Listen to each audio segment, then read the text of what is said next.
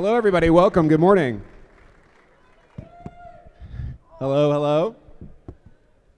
So I have the pleasure of sitting here with Charles Hoskinson and Giorgio Zinetti of the Cardano Foundation.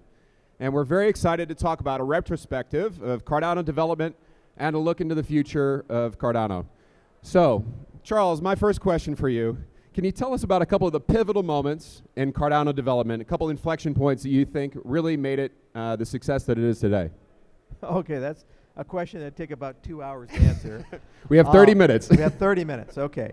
Well, first off, everybody thought I was insane, you know, because I said, hey, how about we build a cryptocurrency and we'll write it in an obscure programming language that nobody understands except for like turbo neckbeards. And you know, also let's like do it from peer-reviewed research, so you actually have to translate research papers, and we'll do it with like no team, and we'll do it in a distributed way, you know, because it's hard mode, right? And these people have never met each other, and they're all around the world, and then just somehow, some way, it'll become like an ecosystem. So in hindsight, maybe that wasn't the best of ideas, and you know, we actually struggled picking languages, levity aside. You know, we thought a lot about, well, could we use a hybrid language that's functional and object-oriented, like Scala or F# or Clojure? And I talked to Rich Hickey over, and I think it was Cognitech was his company, and we also talked to Martin Odersky, who created Scala, and we said, when's Scala 3 coming out? And he's like, next year, and if you guys think we're late on deadlines, like, be a friend of Martin's. And then we talked to the Elixir guys, that was Jose Valum, and so that was fun. But we just kept coming back to Haskell, and we said, you know, we'll just do it for a few years, we'll do it for the research translation, and then at some point we'll figure out a better approach, and it's 10 years later, and we found a way to just make Haskell work. We had to set up a foundation for Haskell, improve the language, make the Windows support look good.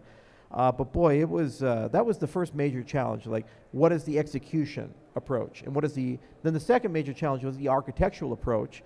I was like 25, 26 at the time, so I didn't know anything about software architecture. So obviously that was fucked up and terrible. But we fixed it, right? We made it a little bit better, except for DB-Sync. So that was great. So that was hard. And then the cryptography was really hard too. And there, I knew a little bit more about crypto than software. So we did make some good early choices on foundations of cryptography. If I could do it all over again, I would have started with BLS instead of twisted Edward curves, because that's where the industry went. But overall, the story of Cardano isn't the mistakes we made, rather how did we acknowledge them, recover through them, and grow. Like, one of the things I was most proud of was PAB being replaced by other approaches, and doing that quickly as opposed to doggedly digging in and spending 3 years to 5 years to 10 years to kind of get all that sorted out. Right. Probably the greatest failure was Yella and K. That's the thing I regret the most, and it's the thing that just was tantalizingly close to me. You know, you could see it on the mountaintop, and it was just like perfection. You'd say semantic space compilation. Right. What that means is you can write in any programming language we have semantics for, and then automagically, just somehow, some way, the program gets translated, runs on Yella. So we had this pond, ocean, and island strategy. The pond was EVM, the island was extended UTXO and Plutus, and the ocean was, you know, the Yella framework.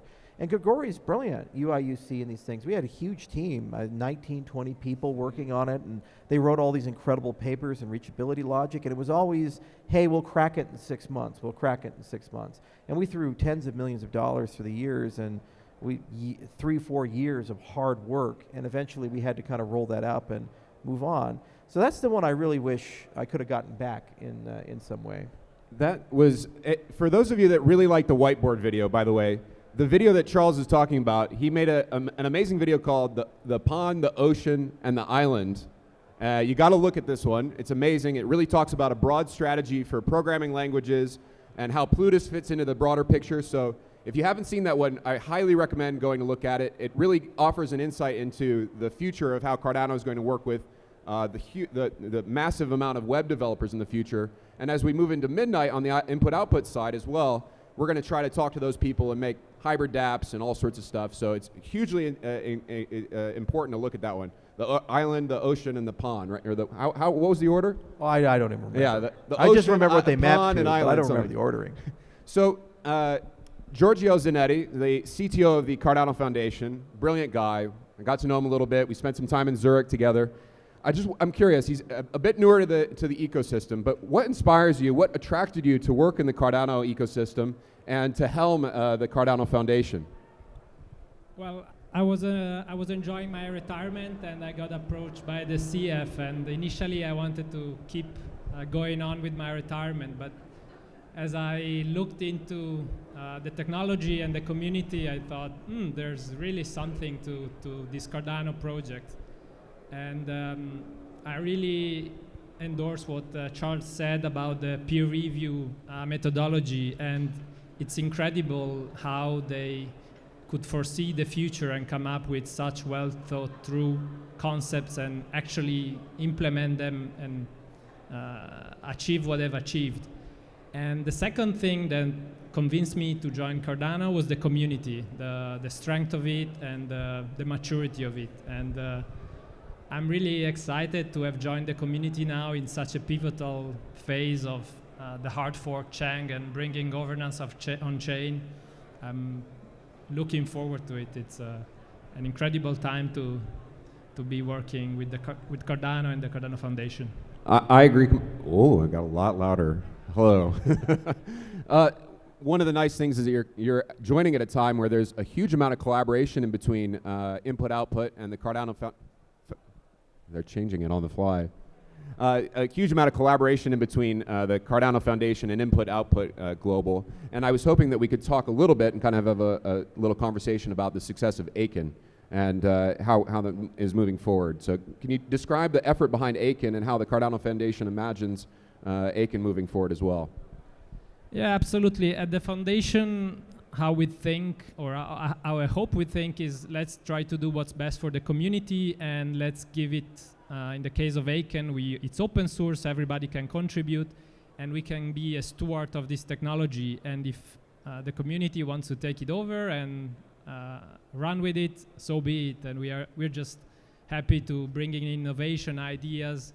And it's the same with Amaru and Pragma. We are building a Rust node, and to begin with, we put it out of the foundation. We put it in a member-based organization, and we are developing it in an open source fashion because we don't want to build things for us. We want to build things for the whole community, and I think it's working quite well.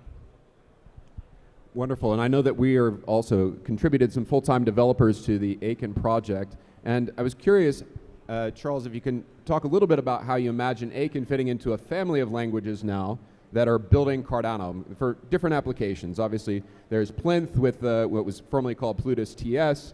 Now we've got Aiken for smart contracts and various things. I'm curious if you can give an overview of this language in context. Yeah, so I watched an interview not too long ago, and General Petraeus was talking about like the history of being in Iraq and Afghanistan and the nature of leadership. And leadership usually is about getting the big ideas right and then working with people that know a heck of a lot more about the specific subjects to fill in those details about what do we actually want to do on the ground. And so a lot of the big ideas of Cardano are best in class in the industry, like liquid non-custodial staking, the extended UTXO model, concepts like state channel through Hydra, and this adherence to formal methods. So a very rigorous development process. But then those fine details are, well, not every developer needs to write a high assurance application. Not every developer is going to know this arcane stuff. So they come from an orientation of JavaScript or Java or C++ or a standard programming language that they grew up with, wrote enterprise applications in.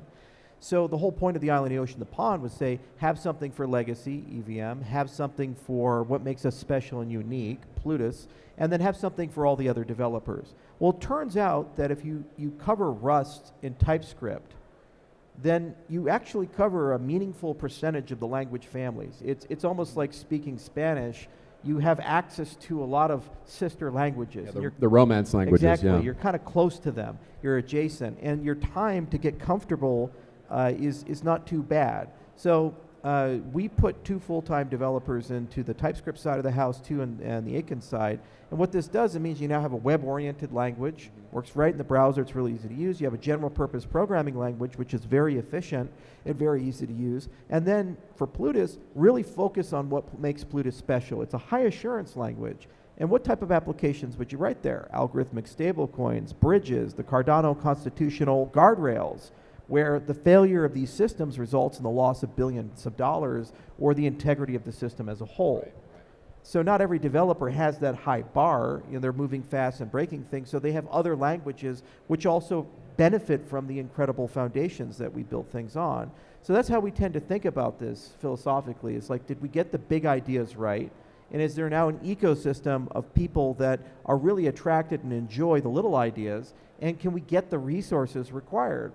So Catalyst has been a pillar in getting resources to teams and projects, but it's not quite what it needs to be. It's very bottom up, it's very chaotic, it's very beneficial for new things. It's not so good for keeping the lights on or continuity or long arc projects that look much more like a government procurement or a moonshot or something like that. So now that Voltaire is coming out, you have this magic of a top-down budget process that can augment and grow with Catalyst. And what that translates to is if we find that the community is starting to get sticky with certain infrastructure, whether that be stuff from TX Pipe or stuff from DC Spark or it be stuff from MLabs or whatever the entity happens to be, that sticky infrastructure, we can say, okay, this now has a permanent budget line item that on an annualized basis we continue to develop and continue to grow. The advantage of that approach is that people are self-selecting. People have demonstrated they know how to solve the problem. They usually come together as very small, very agile teams. They're unfettered by bureaucracy and unfettered by legacy concerns or problems of the past. And because they're looking at it with a new set of eyes, you always get the highest level of creativity. And what we've noticed in the last year in particular with Cardano has been a pivot towards that.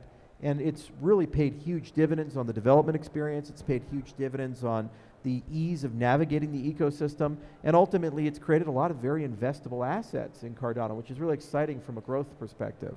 Absolutely. And you touched on one item in particular I think is super interesting, is that obviously we see a number of different Basho efforts going on right now. For instance, I think Hydra Doom is maybe the best Basho era thing I've seen. Single example.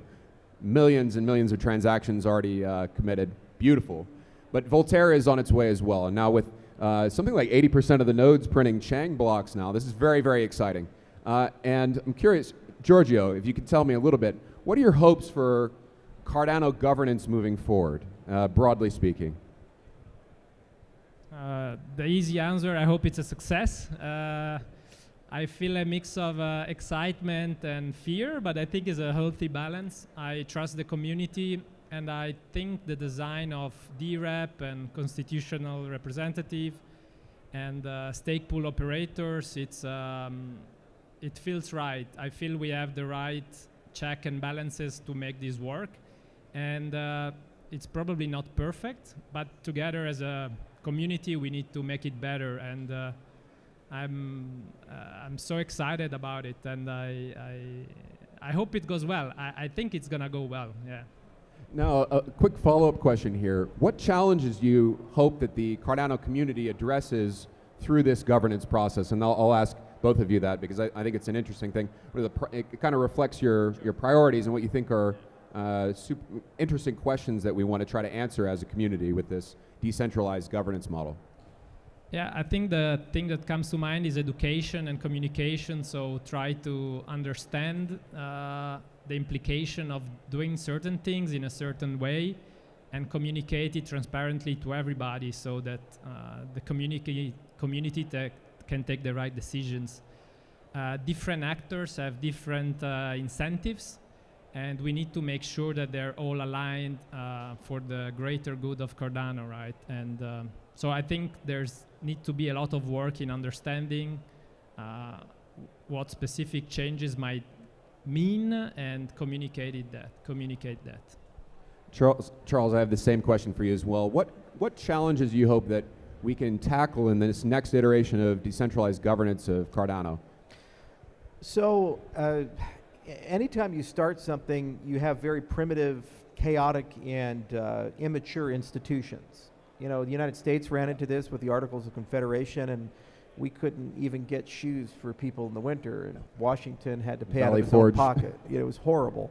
But on the other hand, it created America. You know, so it takes time for institutions to mature. So the first major challenge is just building that muscle up and not having them shatter. Because when you have immature institutions, people get frustrated, and if they don't have patience or belief, the frustration translates into competition. So too much competition too early, too much fragmentation too early, nothing gets done because you have 25 factions killing each other over very trivial things at the end of the rainbow. So unity and institutional maturity is the first challenge. Second, we have to get a constitution written and passed, which is an enormous logistical effort, and there's a lot of pioneers in this room. Joel Telpner has been putting an enormous amount of effort into it, and other people in that team. And it really is the challenge of a career. Building a constitution for a nation state is like the privilege of a lifetime. Doing it for a decentralized nation state that has people in more than 100 countries is just fucking stupid. I mean, it's a little difficult. Yeah, it's hard. It's very hard. And I just want to shout out the Intersect team has done an extraordinary job in organizing that effort. So shout out to Intersect. If you're not an Intersect member, also, this is where this, yeah, cheers, guys. Good job so far. It was extraordinary. We had, I want to say, nearly 100 applications, if not more, for these constitutional workshops that'll be hosted all around the world. So pay attention to social media and those channels, because if you want to participate in one of these workshops, they're open to anybody that's in that geography. So just try to find the person that's organizing one of these. There's a list of these things available, and we'll make sure we get connected at the Intersect booth over here. It's next to the IO booth. It's over there. It's with the CF and with Emergo. So make sure you understand where your constitutional convention workshop is going to be taking place, the one closest to you. You got to attend. That's how you participate. Well, I got to finish my thoughts. Of course. So that CoinDesk doesn't misquote me. You know, it's exceedingly hard. You know, when you talk about 100 countries plus, you talk about people that come from different governance systems. Some people live under dictatorships. Some people live under democracies. Some people have radically different notions of human rights. And some people care a lot about things like the price, don't care at all about the philosophy. Some people care all about the philosophy, and they'll ride the price down like Slim Pickens on the bomb. I mean, they don't give a shit. You know, so there's a lot of people there, right? And so how do you get to a common ethic and ethos, and how much do you borrow from what Satoshi created versus new things that we have to be a bit more nuanced about? And this exercise of consensus building, I think, is one of the hidden superpowers and the biggest competitive advantage that Cardano has. So while it's a huge challenge, we do not live in a world right now where people compromise and get along.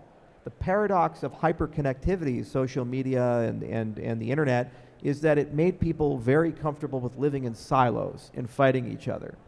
And so that means we no longer have to negotiate, be bipartisan, compromise, multi-partisan. Instead, we can just be radicals and just throw hand grenades at each other. And there's no greater example of that than the cryptocurrency industry, where people, even though like everybody uses wallets, everybody has public key cryptography, they have consensus algorithms, we literally are like 99% the same.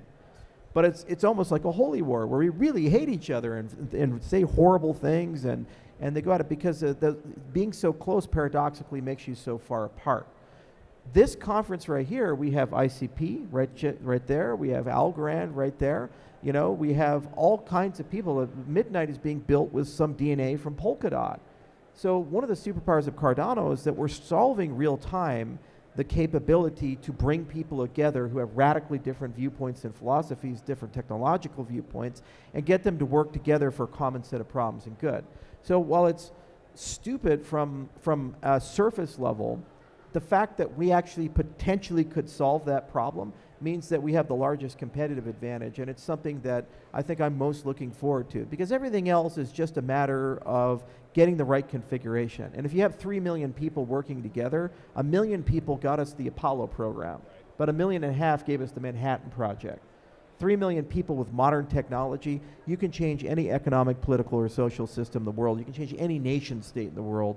We will eat the entire world, overcome them all, go for number one. So we just got to solve this and get it done. Well said. Yeah, that's right. Yeah, that's good. Now, speaking of which, when we're talking about these 3 million people with modern tools, Giorgio, I'm curious, what technical advantages do you think are going to set us apart moving forward? Well, I think it's a great follow-up question, and I think it's governance, because there's no other layer 1 blockchain where people can voice their needs and they can change things. Try to change something on Bitcoin or Ethereum, the governance there works in a slightly different way, and it's not necessarily democratic. So I think this is our biggest advantage. The second thing is that the DNA of Cardano is one of peer research, review stuff, and things tend to work from day one, unlike other competitors that are, not competitors, other layer 1 blockchains that are building on the fly and see if things sticks to the wall. If we keep this DNA intact in the next few years, I think we can really go far. Totally agree. Speaking of the DNA, that's a perfect segue, because one of the things, as the more we change, some things have to remain the same. And I wanted to ask Charles, thinking about the values of Cardano and where we started and what you hope we preserve as the system continues to iterate and improve over time. Yeah, we talk about this in terms of a reference point of North Stars. You know, as long as you know North Stars, then no matter what the roadmap is, you have a way of navigating it so that you preserve the integrity of the system as a whole. So we created one with the ecosystem and the University of Edinburgh, and that was the Edinburgh Decentralization Index. I'm so tired of hearing things like sufficiently decentralized again and again and again and again and again. What the fuck does that mean? Right. You know, so you got to measure it. And so the problem is it's really hard to measure decentralization. There's 8 different ways you can do it. So we put all 8 of them together and created an index with the University of Edinburgh so that at least we have a conversation starting point that then we can take to the regulators, whether it be through MiCA or the UK FCA or it be FINMA or it be the SEC, whoever it is, and you can have a reasonable conversation. Well, from a roadmap viewpoint, you also now have a metric. And what that metric does is it gives you the superpower of asking a question, does this roadmap increase or decrease the level of decentralization of the system? It's a foundational question. So, if we have Ouroboros Laos, we claim we've solved the blockchain trilemma, huzzah. Well, what does this do to my EDI score? If you're in a government, because a lot of people in this room are going to become DREPs or constitutional committee members, they need that power, they need that metric, because that holds scientists accountable, that holds engineers accountable. They have to justify if they're decreasing the level of decentralization of the system, why that's a good idea, okay? Because you can't always have a unicorn pony. So then the other thing that we think a lot about is also this concept of verifiable reconstructibility.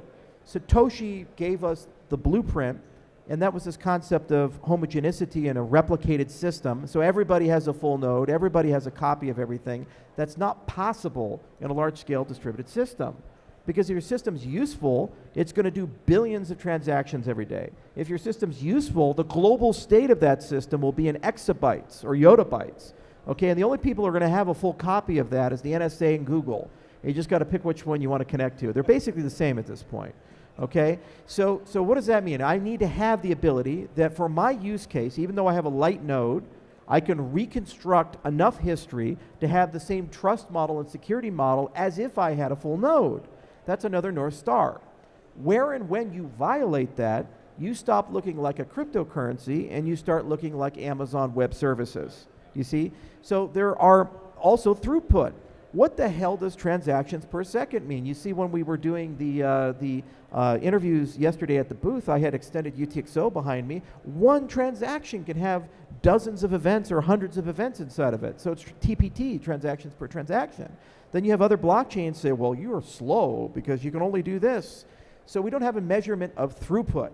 Common problem with the CPU and the GPU industry in the 90s and 2000s where they went multi-core, and when they went multi-core, you could have all this processing power, but you're only 3 gigahertz or something like More that. More gigahertz right? is better, right? Yeah, exactly right. And we had paradoxically chips that were running at 2 gigahertz outperforming chips running at 3.5 gigahertz.